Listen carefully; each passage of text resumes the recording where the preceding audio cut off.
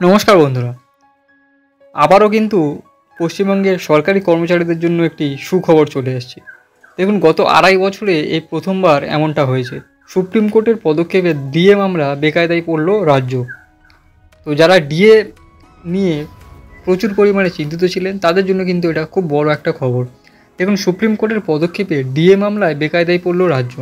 24শে মার্চের শুনানির পর আদালতে নির্দেশ জানানো হয়েছে 22শে এপ্রিল মামলাটিকে high up on the board হিসেবেই ধরা হবে, অর্থাৎ মামলাটিকে সর্বোচ্চ গুরুত্ব দিয়ে দেখা হবে। ফলে চাপে রয়েছে রাজ্য। দেখুন, বাংলার ডিএ মামলা ঝুলে রয়েছে সুপ্রিম কোর্টে। আগামী 22শে এপ্রিল সুপ্রিম কোর্টের ডিএ মামলায় শুনানি হবে বলে জানা যাচ্ছে।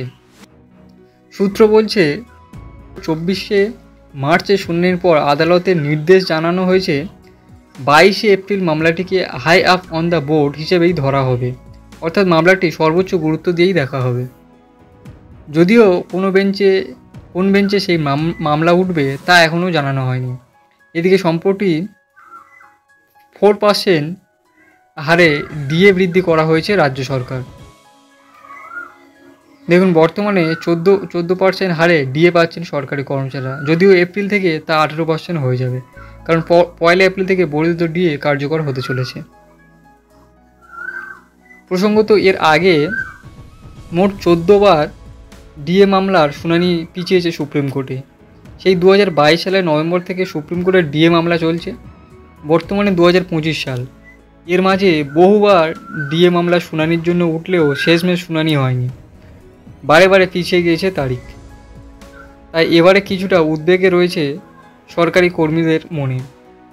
এই বিষয়ে রাজ্য সরকারি কর্মচারীদের একটি সংগঠন ইউনিটি ফোরামের আহ্বায়ক মৃন্ময় সিমানি বলেন, গত আড়াই বছরে এই প্রথম মহার্ঘ ভাতা মামলা সুপ্রিম কোর্টের অ্যাডভান্স লিস্টে প্রথম 100-এর মধ্যে উঠেছে। অ্যাডভান্স লিস্টে 95 নম্বরে আছে রাজ্য সরকারি কর্মচারীদের ডিএ মামলা। এটাকে বিজয়ের প্রাক মুহূর্ত বলে বলা যায়। অর্থাৎ যারা পশ্চিমবঙ্গের রাজ্য সরকারি কর্মীরা আছেন, ভিডিওটা দেখে আপনাদের কেমন লাগলো অবশ্যই লাইক করবেন এবং কমেন্ট করে আপনার মতামত জানাতে ভুলবেন না।